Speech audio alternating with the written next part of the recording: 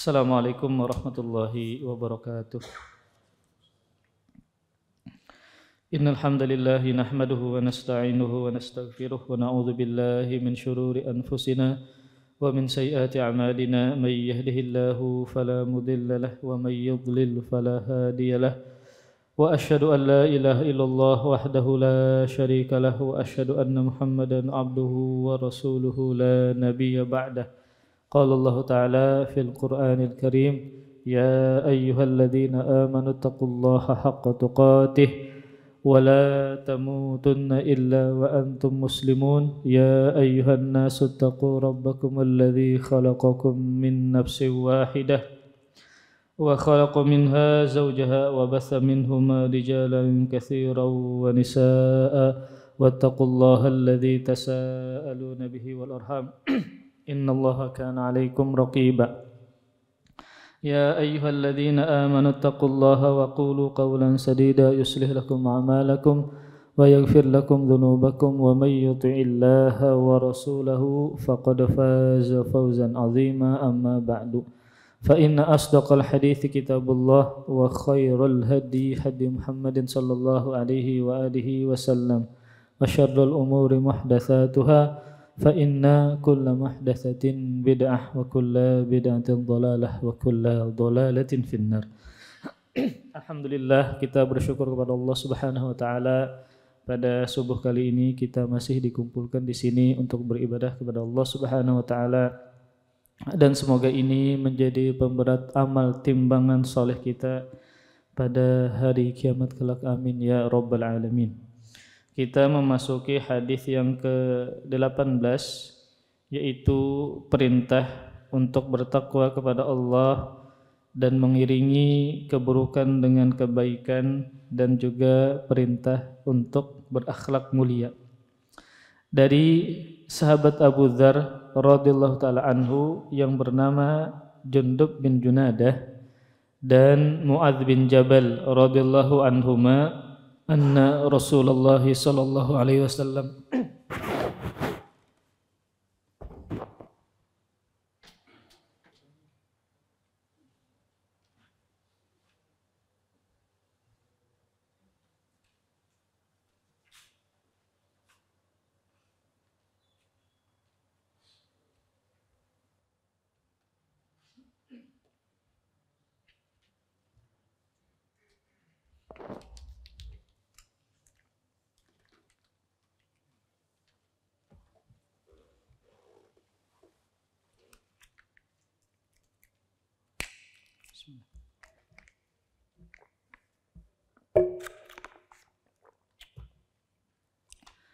dari sahabat Abu Dzar dan Muadz bin Jabal radhiyallahu taala anhuma bahwasanya Rasulullah sallallahu alaihi wasallam bersabda, ittaqillah haitsuma kunta wa atbi'is sayyi'atal hasanata tamhuha wa khaliqin nasa bi khuluqin hasan.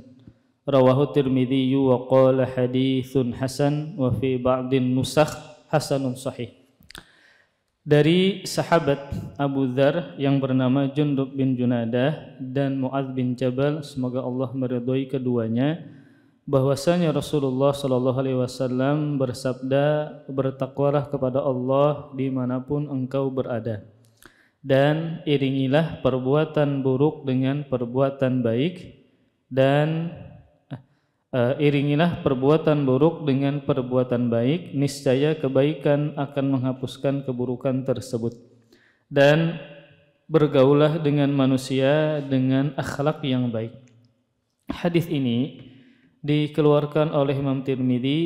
Beliau mengatakan hadis ini adalah hadis hasan. Dalam sebagian nasakh disebutkan bahwa hadis ini hasan sahih. Maka dalam sabda Nabi SAW ini Rasulullah menyebutkan tentang 3 hal. Yang pertama adalah tentang bertakwa kepada Allah Subhanahu wa taala. Yang kedua tentang mengiringi keburukan dengan kebaikan, maka niscaya keburukan itu terhapus dengan kebaikan yang dikerjakan setelahnya. Kemudian perkara ketiga adalah berakhlak mulia. Maka yang pertama, Rasulullah SAW menyebutkan wasiatnya yaitu ittaqillah haitsuma kunta. Bertakwalah kepada Allah dimanapun engkau berada. Maka kalimat takwa, ya, kalimat takwa itu kalau kata kerjanya diambil dari kata waqayaki, yang maknanya adalah menjaga atau melindungi, menjaga atau melindungi. Sebagaimana firman Allah Subhanahu wa taala dalam surah Ad-Dukhan ayat 56. Wa waqahum adzabal jahim. Wa waqahum adzabal jahim. Kalimat waqa itu barulah muncul darinya kalimat takwa. Wa waqahum adzabal jahim. Dan Allah menghalangi atau menjaga mereka dari azab neraka. Maka secara bahasa waqa maknanya adalah menjaga atau melindungi. Kemudian adapun makna takwa kepada Allah, ya. Secara khusus kita bahas makna ini, takwa Allah, bertakwa kepada Allah, maka maknanya adalah antaj'ala bainaka wa baina adzabillahi wiqayah. Engkau mengambil penjaga atau penghalang antara engkau dengan azab Allah Subhanahu wa taala. Tadi kan takwa secara bahasa maknanya adalah menjaga atau melindungi atau menghalangi. Adapun secara istilah syar'i yang kita bahas takwa Allah, bertakwa kepada Allah, maka maksudnya adalah engkau menjadikan atau mengambil penghalang, penjaga antara engkau dengan azab Allah Subhanahu wa taala. Jadi kita membuat pendinding, penjaga antara kita dengan azab Allah Subhanahu wa taala. Caranya adalah dengan menjalankan perintah Allah dan meninggalkan larangan Allah Subhanahu wa taala. Terkadang kalimat takwa ini kalau di dalam teks Al-Qur'an ketika dia digandengkan dengan kalimat albir yang maknanya kebaikan, ya. Misal firman Allah Subhanahu wa taala wa ta'awanu 'alal birri wat taqwa. Jadi Allah menggandengkan kalimat takwa dengan albir, maknanya kebaikan. Maka takwa di sini maknanya adalah spesifiknya meninggalkan perbuatan maksiat. Sedangkan albir adalah menjalankan perintah Allah Subhanahu wa taala. Contoh, wa ta'awanu 'alal birri wat taqwa. Wa ta'awanu 'alal birri wat taqwa. Artinya adalah dan tolong-menolonglah kalian dalam albir, kebaikan. Maksudnya adalah melakukan kebaikan-kebaikan atau menjalankan perintah, wat taqwa dan ketakwaan. Apa maknanya? Meninggalkan perbuatan maksiat. Ketika takwa ini digandengkan dalam kalimat albir. Kalau seandainya kalimat takwa ini sendiri tidak digandengkan dengan kalimat albir, maka mencakup kalimat umum, yaitu menjalankan segala perintah Allah dan meninggalkan segala larangan Allah Subhanahu wa taala. Kemudian, maka orang yang bertakwa kepada Allah Subhanahu wa taala sebenarnya dia menjadikan pelindung atau perisai antara dirinya dengan neraka dengan melakukan melakukan perintah dan mengerjakan perintah Allah Subhanahu wa taala dan juga meninggalkan larangan Allah Subhanahu wa taala. Kemudian di dalam hadis ini, ya, Rasulullah Sallallahu Alaihi Wasallam memerintahkan kita untuk bertakwa dimanapun kita berada. Karena memang demikian, ada sebagian orang yang bertakwa kepada Allah pada sebagian kondisi saja. Dia bertakwa kepada Allah pada sebagian kondisi saja. Misalnya ada orang yang mampu bertakwa kepada Allah di dalam masjid saja, namun tidak mampu untuk bertakwa kepada Allah di dalam kamarnya. Ada juga orang yang mampu bertakwa kepada Allah di kotanya saja, namun ketika keluar kota maka dia tidak bertakwa kepada Allah Subhanahu wa taala. Ada orang yang mampu bertakwa kepada Allah ketika ramai saja, namun ketika dia sendiri tidak bisa bertakwa kepada Allah Subhanahu wa taala. Makanya takwa ini adalah wasiat yang harus kita amalkan dimanapun kita berada dalam segala kondisi. Maka di sini Rasulullah Shallallahu Alaihi Wasallam ya mengisyaratkan dan menegaskan kepada kita bahwasanya takwa ini adalah sebagus-bagus wasiat yang harus kita amalkan dimanapun kita berada, entah dalam kondisi ramai, sunyi, di masjid, di luar masjid, di tempat kerja dan seterusnya, maka senantiasa bertakwa kepada Allah Subhanahu wa taala. Namun, ketika seseorang berusaha konsisten untuk bertakwa kepada Allah, apakah selamanya tidak ada kelalaiannya? Maka jawabannya tidak. Pasti ada kelalaian ketika ingin menjalankan dan meneruskan ketakwaan kepada Allah Subhanahu wa taala. Pasti ada lalainya. Maka Rasulullah sallallahu alaihi wasallam menyebutkan akan kemustahilan seseorang senantiasa bertakwa kepada Allah Subhanahu wa taala. Dalam artian ada pasti lalainya, kurangnya, kemaksiatannya ketika dia merutinkan takwa ini. Makanya dalam sebuah hadis yang dikeluarkan oleh Ibnu Majah yang disahihkan oleh Syalbani, Rasulullah sallallahu alaihi wasallam bersabda, "Istaqimu walan tuhsu." Istiqomahlah dan kalian tidak akan mampu. Kenapa demikian? Karena memang kita ini diberikan watak suka melakukan kesalahan dan tergelincir melakukan dosa. Namun ketika dia tergelincir melakukan dosa, maka harus langsung ditambal dengan bertaubat kepada Allah Subhanahu wa taala. Karena memang kita memiliki watak suka melakukan perbuatan salah. Ya, ini juga sebagaimana sabda Nabi sallallahu alaihi wasallam, "Kullu bani Adam khata'un wa khairul khata'ina tawwabun." Setiap anak Adam pasti sering melakukan dosa dan kesalahan. Dan sebaik-baik orang yang melakukan perbuatan dosa adalah dengan bertobat kepada Allah Subhanahu wa taala. Maka tidak ada alasan untuk seseorang tidak bertakwa kepada Allah Subhanahu wa taala. Karena ketika dia melakukan dosa, maka takwanya adalah dengan bertaubat. Maka takwanya adalah dengan bertobat kepada Allah Subhanahu wa taala. Kemudian para ikhwah sekalian, tentang bertakwa kepada Allah Subhanahu wa taala, maka sangat banyak para ulama menyebutkan tentang hal-hal yang berkaitan dengan bertakwa kepada Allah Subhanahu wa taala. Seperti misalnya bertakwa kepada Allah adalah wasiat orang-orang yang terdahulu dan juga orang-orang zaman sekarang.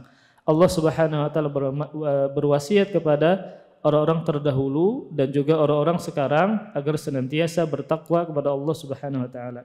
Seperti dalam Quran surah An-Nisa ayat 13 firman Allah Subhanahu wa taala, "Walaqad wassaynal ladzina utul kitaba min qablikum wa iyyakum anittaqullah." Dan sungguh kami telah mewasiatkan kepada orang-orang yang diberikan kitab sebelum kalian dan kalian agar bertakwa kepada Allah Subhanahu wa taala. Kemudian bahkan Nabi kita Muhammad sallallahu alaihi wasallam pun juga sering berdoa kepada Allah agar diberikan takwa. Dalam doanya yang harus kita sering baca dan kita hafali, ya, Nabi sallallahu alaihi wasallam bersabda, "Allahumma inni as'alukal huda wat tuqa wal afafa wal ghina."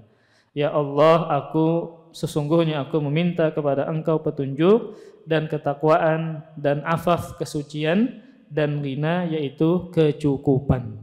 Maka di sini Rasulullah sallallahu alaihi wasallam di antara banyaknya doa yang beliau rutinkan adalah meminta ketakwaan kepada Allah Subhanahu wa taala.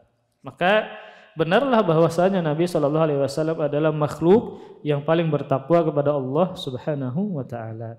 Kemudian para ikhwah sekalian,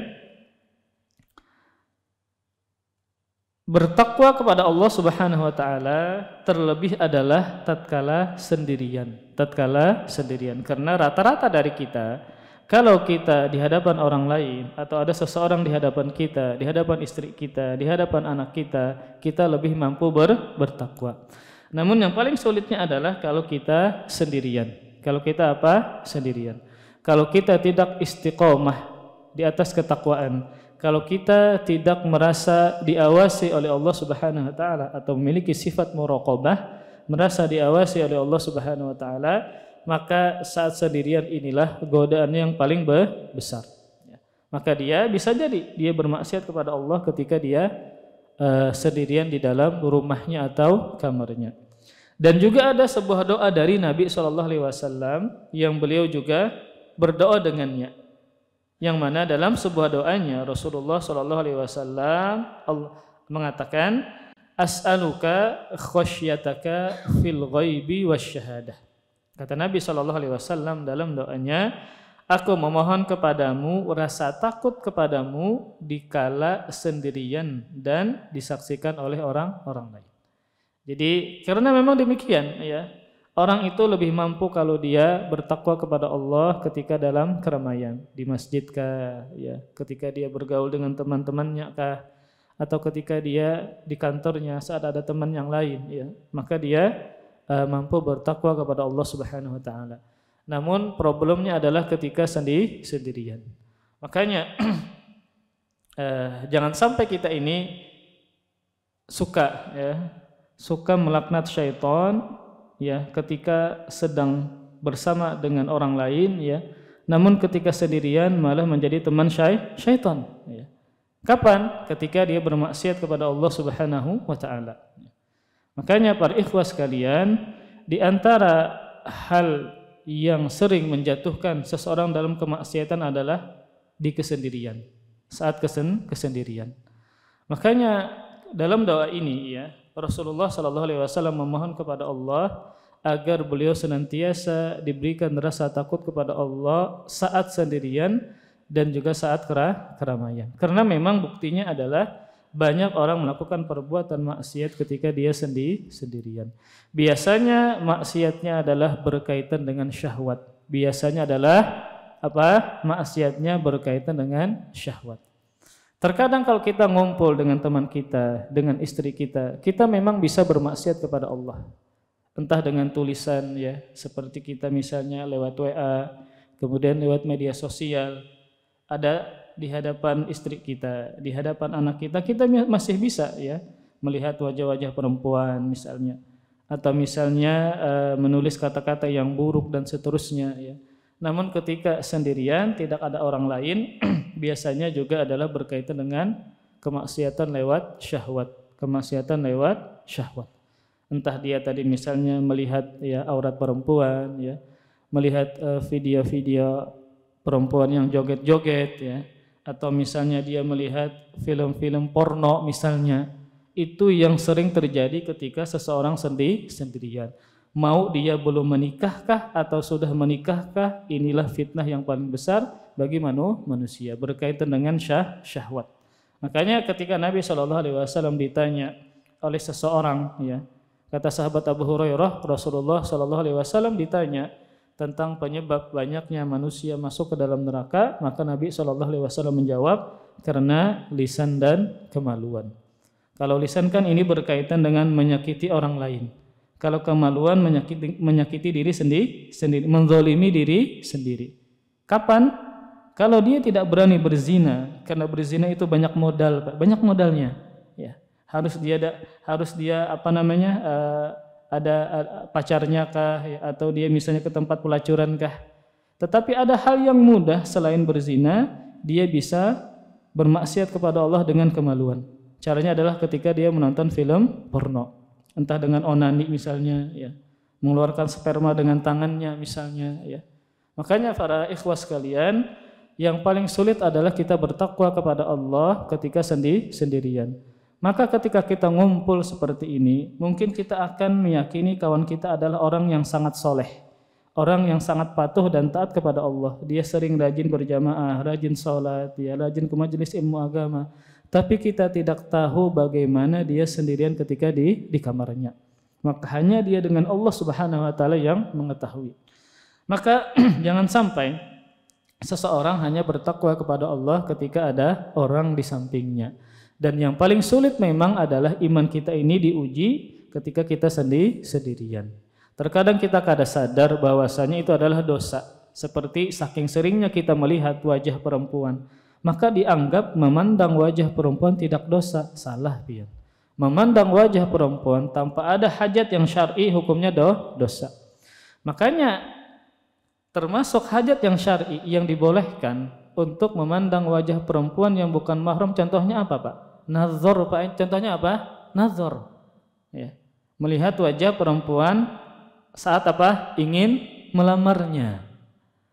Maka kalau kita misalnya di pasar, ya, kemudian di tempat kerja, kemudian lewat HP kita, memandang wajah perempuan tanpa ada hajat yang syar'i, hukumnya adalah haram.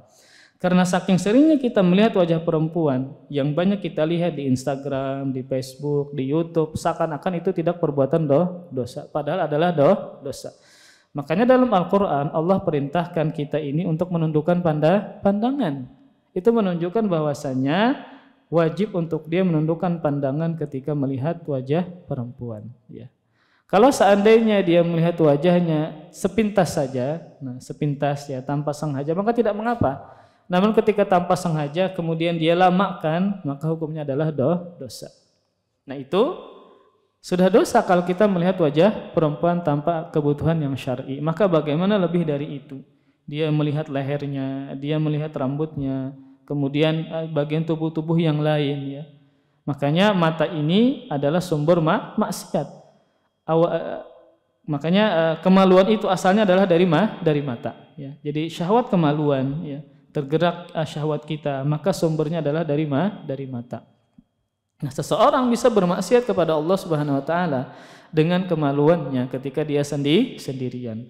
Kalau lisan kan maka harus ada musuhnya, ya. Entah dia siapa, misalnya mengobrol dengan orang lain maka dia menggibah, ya. Maka lisan ini berkaitan dengan menyakiti orang, menzalimi orang lain. Kalau kemaksiatan lewat syahwat, kemaluan, itu biasanya menzalimi diri sendiri. Ketika dia bermaksiat kepada Allah tadi dengan melihat hal-hal yang diharamkan, ya, maka sejatinya dia membuat dirinya celaka pada hari kiamat. Maka para ikhwas sekalian, makanya para ulama menyebutkan pembagian, ada seorang ulama yang menyebutkan pembagian seseorang dengan lisan dan kemaluannya. Maka ada orang yang mampu menjaga lisannya tapi tidak mampu menjaga kemaluannya. Ada orang yang ahli ibadah, subhanallah. Ada orang yang enggak berani macam-macam, enggak berani menggibah, tidak berani menyakiti orang lain, ya. Tidak berani menulis kata-kata yang kotor di WhatsApp misalnya, tapi tidak bisa menahan syahwatnya ketika dia sendirian. Padahal dia sudah menikah. Nah, jadi ada orang yang terkena fitnah, sulit untuk mengendalikan syahwatnya. Padahal dia sudah menikah. Kapan itu? Ketika dia sendirian. Dia mampu menjaga lisannya, tidak menggibah. Dia ada ahli ibadah, subhanallah. Dia hadir ke majelis ilmu agama, dia salat berjamaah, tapi ketika berkaitan dengan syahwatnya sangat sulit untuk dikendalikan. Maka orang yang seperti ini harus bermujahadah, harus bersungguh-sungguh untuk bisa mengendalikan syahwatnya. Makanya orang yang menikah pun bisa terfitnah dengan fitnah ini, walaupun dia sudah menikah. Syahwatnya sangat tinggi misalnya, istrinya tidak mampu melayaninya misalnya, atau istrinya sering sakit, atau istrinya sering menolak misalnya, maka akhirnya dia bisa bermaksiat lewat syahwatnya. Kemudian juga yang kedua, ada orang yang mampu menjaga kemaluannya tapi tidak mampu menjaga lisannya. Dia ini mampu menjaga syahwatnya, kemaluannya, dia menikah, sudah tercukupi, namun tidak mampu menjaga lisannya. Ketika ngumpul dengan orang lain sini menggibah misalnya, ketika berkumpul dengan orang lain maka menyebutkan kata-kata yang buruk terhadap saudaranya, ya. Namun tidak mampu menjaga kemaluannya, maka ini juga terancam dengan siksa Allah Subhanahu wa taala. Yang paling buruk adalah dia tidak mampu menjaga lisannya dan tidak mampu menjaga kemaluan. Ini yang paling buruk. Tiga ini terancam dengan siksa Allah Subhanahu wa taala. Mau dia cuma mampu menjaga lisannya namun tidak mampu menjaga kemaluannya, terancam dengan siksa Allah. Atau sebaliknya, terancam dengan siksa Allah. Atau dua-duanya ini lebih parah lagi, tidak mampu menjaga lisannya, tidak mampu menjaga kemaluannya, maka ini juga terancam. Yang selamat adalah cuma satu, mampu menjaga lisan dan kemaluan. Mampu menjaga lisan dan kemaluan. Makanya Nabi SAW menjamin orang yang mampu menjaga lisannya dan kemaluannya masuk ke dalam surga. Dalam Sahih Bukhari, Rasulullah SAW bersabda, "Man yadman li ma baina lihyaihi wa ma baina fakhidaihi adman lahul jannah." Barang siapa yang menjamin untukku, dia bisa menjaga anggota yang ada di dua jenggotnya, maksudnya adalah lisan, dan dia mampu menjaga anggota tubuh yang ada di antara dua pahanya, maksudnya kemaluannya, saya jamin masuk surga. Saya jamin masuk surga. Dua-duanya dia mampu mengendalikan, lisan dan kemaluan. Lisan dan kemaluan. Maka dia dijamin masuk surga oleh Rasulullah sallallahu alaihi wasallam. Dan ini sangat berat. Karena terkadang ada sebagian orang yang lewat ini dia diberikan ujian. Dosa ini dia diberikan ujian sulit untuk mengendalikan selama-lamanya. Ketika dia bertaubat kembali lagi, bertaubat terulang lagi, bertaubat terulang lagi. Ya, sangat ada sebagian orang yang entah lewat lisannya sangat sulit dia jaga, atau lewat kemaluannya sangat sulit dia kendalikan. Maka orang yang seperti ini dia harus bermujahadah, bersungguh-sungguh karena Allah Subhanahu wa taala untuk bisa mengendalikan lisannya atau kemaluannya. Makanya para ikhwas sekalian, Rasulullah SAW mengatakan istaqimu walan tuhsu, ya. Istiqomahlah kalian dan kalian tidak akan sanggup. Namun ketika kita lalai, ya, untuk istiqomah di jalan Allah Subhanahu wa taala, maka langsung harus bertobat kepada Allah Subhanahu wa taala. Makanya perintah Rasulullah sallallahu alaihi wasallam setelah Rasulullah menyuruh kita bertakwa kepada Allah dimanapun kita berada, maka Rasulullah mengatakan wa atbi'is sayyi'atal hasanata tamhuha. Kata Rasulullah sallallahu alaihi wasallam, iringilah perbuatan buruk dengan perbuatan baik. Maka perbuatan baik itu akan menghapuskan perbuatan buruk tersebut. Dan ini menunjukkan bahwasanya taubat itu termasuk perbuatan baik. Ketika dia bermaksiat kepada Allah, maka iringi dengan taubat. Nah, karena tidak semua dosa itu terhapuskan dengan amal soleh. Contoh misalnya, ketika orang itu berzina adalah hukumnya dosa besar. Maka dosa besar harus apa? Syaratnya harus bertobat. Yang terhapuskan dengan amal-amal soleh yang lain selain taubat adalah dosa-dosa kecil. Ketika kita melaksanakan dosa kecil seperti melihat wajah perempuan, aurat perempuan, hukumnya adalah dosa kecil. Lalu kita iringi dengan kebaikan seperti senyum, bertasbih, berzikir, maka akan terhapuskan. Tetapi kalau dosa besar, maka jumhur para ulama mengatakan tidak akan terhapuskan kecuali dengan bertaubat. Nah, maka iringilah perbuatan buruk. Kalau perbuatan buruknya adalah dosa besar, maka harus diiringi dengan perbuatan baik berupa bertaubat. Maka tidak ada yang menghilangi, ya, dosa dari dosa besar kecuali dengan bertobat kepada Allah Subhanahu wa taala. Maka ketika yang dikerjakan adalah perbuatan buruk berupa dosa besar, maka diiringi dengan bertobat kepada Allah Subhanahu wa taala. Namun kalau itu dosa kecil, maka sangat banyak penyebab terhapusnya. Seperti tadi mengiringi dengan kebaikan, entah bertasbih, baca Quran, maka akan terhapuskan. Atau dengan musibah dihadapi dengan sabar, atau dengan berjalan menuju masjid untuk sholat, maka satu langkah kakinya adalah sebagai kafarat dosa. Maka ini yang terhapuskan adalah dosa-dosa kecil. Kalau seandainya keburukan tadi adalah dosa besar, maka mengiringinya dengan taubat kepada Allah Subhanahu wa taala.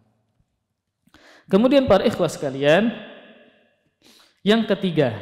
Nah, setelah Rasulullah sallallahu alaihi wasallam menyuruh kita untuk mengiringi keburukan dengan kebaikan, maka Rasulullah sallallahu alaihi wasallam menyebutkan bagian dari takwa, bagian dari perbuatan baik yang harus kita iringi setelah melakukan keburukan, yaitu bergaul dengan akhlak mulia, bergaul dengan orang lain dengan akhlak mulia. Maka salah satu cara kita beribadah kepada Allah Subhanahu wa taala bukan di masjid, ya. Entah di rumah pian, di tempat kerja pian, di pasar, dimanapun kita bertemu dengan orang lain, maka cara beribadahnya adalah dengan berakhlak mulia. Karena kita adalah makhluk sosial yang senantiasa kita berinteraksi dengan orang lain, maka kita sangat banyak mendapatkan pahala kalau kita berinteraksi dengan akhlak mulia. Ya, maka termasuk salah satu yang pemberat amal solehnya pada timbangan pada hari kiamat adalah berakhlak mulia. Dalam sebuah hadis yang dikeluarkan oleh Imam Tirmidzi, Rasulullah sallallahu alaihi wasallam pernah bersabda, "Ma min syai'in athqalu fil mizan min husnil khuluq." Tidak ada suatu amalan pun yang paling berat pada timbangan di hari kiamat melebihi akhlak mulia. Makanya ketika seseorang berinteraksi, ya entah di rumahnya, dengan istrinya kah, dengan anaknya kah, ketika dia berinteraksi dengan akhlak baik, akhlak mulia, maka sejatinya dia beribadah kepada Allah Subhanahu wa taala. Ketika pian berinteraksi dengan para pembeli, pian adalah sebagai pedagang, ya. Maka pian berakhlak mulia, lembut, kemudian pian tersenyum. Lembutnya pian kepada pembeli bukan cuma karena sidin membeli, enggak, ya. Tetapi karena Allah memerintahkan kita berakhlak mulia kepada siapapun. Terkadang ada ya pedagang yang dia hanya berakhlak mulia kepada pembeli saja. Kalau tidak membeli maka dia berakhlak buruk, maka dia cemberut misalnya, maka dia merangut. Ini salah, Pak. Jadi kalau seandainya kita berinteraksi dengan orang lain dan kita sebagai pedagang, maka kita berakhlak mulia bukan karena dia pembeli, tetapi adalah karena dia perintah Allah Subhanahu wa taala. Mau dia akhirnya belikah, kadakah, kita tetap berakhlak mulia. Terkadang kalau kita membeli kepada pedagang, hendak membeli barang, sudah macam-macam memilih, akhirnya kada jadi, kita dirangutinya. Berarti kan kada ikhlas dia ramah kepada kita kayak itu. Nah, hanya kalau seandainya kita ingin membeli saja. Jadi maksud ulun adalah ketika kita sebagai pedagang, maka berakhlak mulia walaupun akhirnya sidin kada jadi membeli. Padahal sudah macam-macamnya sidin memilih, sudah mengukur baju, belum, sudah lawas mana kita sudah melayani sidin. Ya. Maka kalau seandainya enggak jadi, tetap kita berusaha berakhlak mulia, inggih, berkata-kata yang baik, tetap sopan, tetap senyum kayak gitu. Jadi seakan-akan kita jadi kita tetap ikhlas berakhlak mulia sekalipun dia akhirnya tidak jadi membeli barang kita tersebut. Jadi memang para ikhwas sekalian, harus kita pahami bahwa ibadah itu tidak hanya dikerjakan di dalam masjid saja. Maka ibadah itu tidak hanya sholat saja, menuntut ilmu saja, baca Quran saja. Yang memang secara zat itu adalah ibadah. Namun ternyata ibadah sangat banyak, ya. Maka pian senyum kepada orang adalah ibadah. Maka pian bertutur kata dengan baik adalah ibadah. Maka kalau pian mengeluarkan kata-kata yang gibah, yang kotor, yang bisa menyakiti orang lain, pian tahan, maka diamnya pian adalah ibadah. Maka kita beribadah kepada Allah dengan berinteraksi dengan orang lain, maka caranya adalah dengan berakhlak mulia. Apalagi banyak waktu kita dihabiskan berinteraksi dengan orang lain. Pian di luar rumah, maka bertemu dengan kawan pian, para pedagang, ya, orang-orang yang kenalan pian, terkadang dia macam-macam lah. Maka kita berakhlak mulia. Ketika di rumah juga demikian. Maka pian bertemu dengan keluarga pian, ya, kemudian bertemu dengan istri pian, anak pian, ya. Maka kita bisa beribadah kepada Allah dimanapun dan kapanpun ketika berinteraksi dengan orang lain, yaitu dengan akhlak mulia.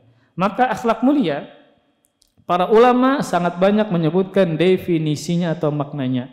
Maka salah satu makna atau arti dari akhlak mulia yang cukup mencakupi banyak hal, maka akhlak mulia adalah kalau mencakupi 3 hal, ya, atau salah satu dari 3 hal.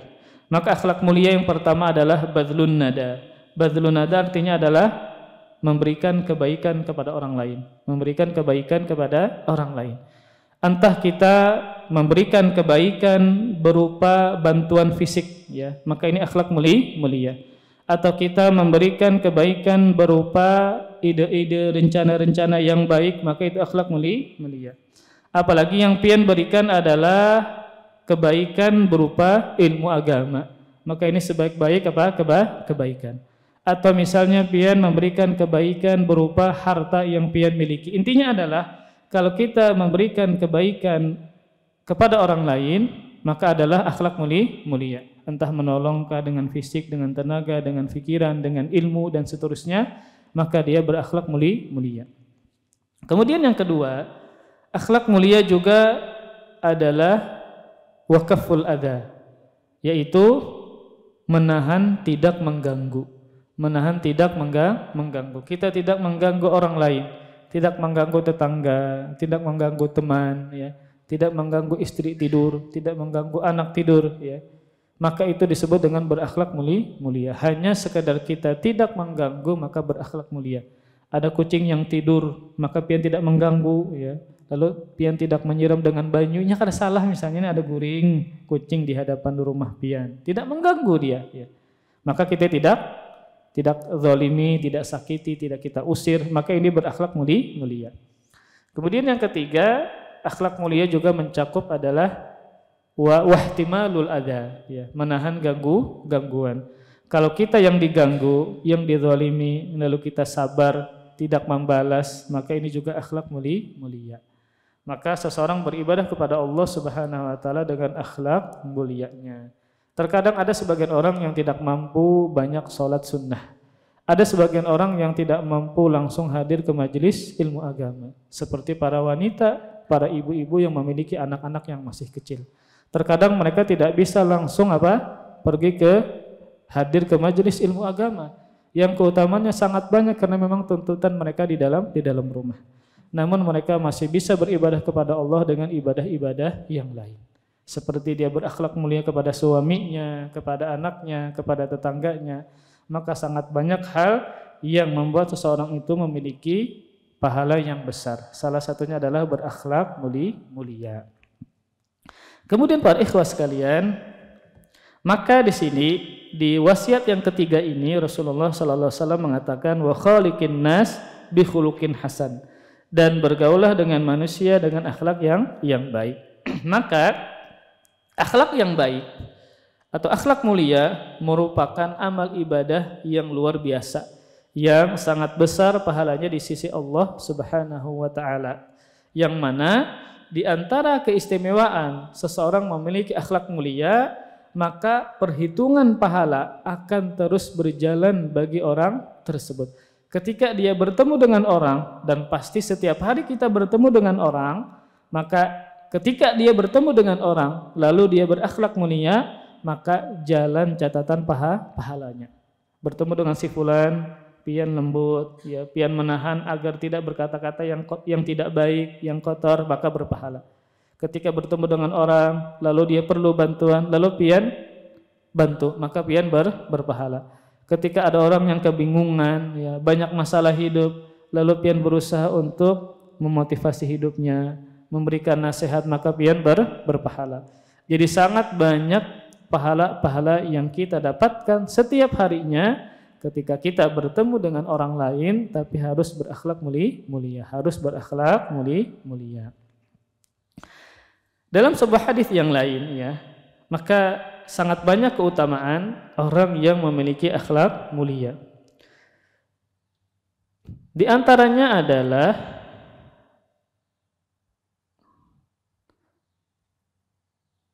sabda Rasulullah sallallahu alaihi wasallam bahwa semakin mulia akhlaknya, maka semakin tinggi derajat surga yang dia dapatkan. Sebagaimana dalam sebuah hadis yang dikeluarkan oleh Al-Imam Tirmidzi yang dihasankan oleh Syekh Albani, Rasulullah sallallahu alaihi wasallam bersabda, "Inna min ahabbikum ilayya wa aqrabikum minni majlisan yaumal qiyamah ahasinakum akhlaqan." Sesungguhnya yang paling aku cintai, kata Nabi sallallahu alaihi wasallam, di antara kalian dan yang paling dekat majelisnya, kedudukannya denganku pada hari kiamat adalah yang paling mulia akhlaknya di antara kalian. Ini bukti seseorang mencintai Nabi sallallahu alaihi wasallam, dan Nabi pun pasti mencintainya adalah ketika dia memiliki akhlak mulia. Maka orang yang semakin mulia akhlaknya, maka semakin dicintai oleh Nabi, dan nanti pada akhirnya di hari kiamat sangat dekat kedudukannya bersama Rasulullah sallallahu alaihi wasallam. Dan Nabi memasuki surga yang paling tinggi tingkatannya, derajatnya adalah surga Firdaus. Maka semakin akhlaknya mulia, maka semakin dekat kedudukannya bersama Nabi sallallahu alaihi wasallam. Maka inilah kecintaan seseorang itu harus berbalas dengan kecintaan pula. Maka jangan sampai kita cuma mencintai namun ternyata kita tidak dicintai. Maka banyak orang mengaku cinta Nabi, cinta Rasul. Sangat banyak orang mengaku cinta Nabi dan cinta Rasul. Namun apakah Rasul berbalik membalas mencintai dia? Maka jawabannya tidak. Maka tadi caranya adalah kalau kita ingin mendapatkan kecintaan Nabi adalah dengan berakhlak mulia, bukan hanya sekedar lisan saja. Kemudian dengan akhlak mulia juga banyak membuahkan pahala yang banyak karena kemudahan melakukannya. Kemudian juga karena cakupannya yang sangat luas. Maka dalam sebuah hadis yang lain ya, yang dikeluarkan oleh Imam Al-Bazzar yang dihasankan oleh Syekh Albani, Rasulullah sallallahu alaihi wasallam pernah bersabda, "Innakum lan tas'un nasa bi amwalikum, walakin yas'uhum minkum bastul wajhi wa husnul khuluq." Kata Nabi sallallahu alaihi wasallam, sesungguhnya kalian tidak bisa meliputi hati manusia dengan harta kalian. Karena saking banyaknya manusia, apakah kita mampu memberikan manusia dengan harta? Maka jawabannya tidak. Sebanyak apapun duit pian yang pian miliki, pasti tidak akan cukup untuk pian bagi ke seluruh manusia. Tetapi ada sesuatu yang pian bagi ke seluruh manusia yang bernilai pahala, yang bisa mengungguli pahala orang yang memiliki harta dengan sedekahnya. Apa itu? Maka Nabi SAW menyebutkan, walakin yasa'uhum minkum bastul wajhi wa husnul khuluq. Akan tetapi kalian bisa meliputi hati mereka dengan wajah yang berseri dan akhlak yang mulia. Kita tidak akan bisa mencukupi seluruh manusia dengan harta kita, tetapi kita bisa mencukupi mereka dengan senyuman dan akhlak mulia. Maka ini cara kita beribadah kepada Allah dengan manusia. Caranya adalah dengan berakhlak mulia. Maka tidak semua orang memiliki harta yang banyak yang mana dia bisa bersedekah dengan orang lain. Namun kita dengan semua orang bisa. Kita membuat hati orang senang, hati orang berbahagia entah dengan senyuman dan juga berakhlak mulia. Maka sama-sama kita memiliki pahala. Mereka memiliki pahala dengan hartanya, kalau kita memiliki harta dengan akhlak mulia. Maka ini para ikhwas sekalian, sangat banyak pintu-pintu kebaikan yang kita bisa lakukan. Kalau kita tidak bisa berbuat baik kepada orang dengan harta, maka bisa dengan akhlak yang kita berikan. Maka paling minim, paling mudah yang kita bisa berikan adalah dengan senyuman. Karena dengan senyuman itu orang tidak beranggapan buruk terhadap kita. Terkadang kalau kita misalnya tidak senyum kepada orang lain, ya kemudian kita wajah kita datar, ketika bertemu nggak senyum, kita berpapasan tatap muka tidak senyum, ya maka bisa jadi orang tersebut bisa salah paham kepada kita, bisa salah paham, maka dia bisa mengatakan dalam hatinya, kenapa tidak senyum, dia marahkah kepada saya, apa salah saya, ya padahal bisa jadi dia sudah bermasalah di lawan bininya sehingga dia tidak senyum kepada temannya ketika dia bertemu. Maka ini para ikhwas sekalian, sangat banyak kebaikan-kebaikan bagi orang yang memiliki akhlak mulia. Entah dengan senyum tadikah, entah dengan membantu menolongkah, atau tidak mengganggu orang lain. Maka sederhananya adalah jika seseorang ingin berakhlak mulia, maka amalkanlah sabda Rasulullah SAW ini, yaitu dia tadi berusaha untuk bertemu dengan orang lain, ya berakhlak mulia. Belum sampai isyraq malah, ya lah, belum. Sudahkah belum nggak? Hanya masuk. Berapa isyraqnya di jadwal? 6.23 lah. Nah, kalau di HP itu 6.28, itu 6.23 lah. Kada update bisa nih. Biasanya update itu Ustaz Lukman kan ya? Ya. Lebih mundur kan? Berapa? Di jam antum berapa? Surya, tahu antum? Kalau di HP itu sudah 6.28, Pak. Berarti minimal 6.40 lah. 6.38 2 menit lagi gini. 2 menit lagi lah. Kemudian, di antara keutamaan berakhlak mulia, ulun sebutkan sangat banyak sebenarnya, tapi kita ringkas saja. Ketika ada sebuah amalan yang sangat banyak keutamaannya, biasanya sulit untuk dikerjakan. Kemudian para ikhwas sekalian, di antara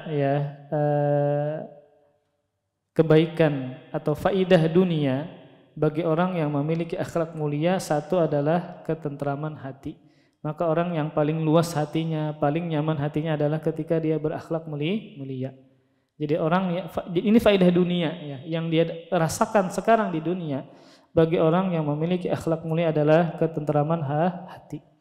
Kadang ada orang yang tidak tenang hatinya, contoh ketika dia hasad. Ketika dia hasad. Hasad termasuk akhlak yang buruk.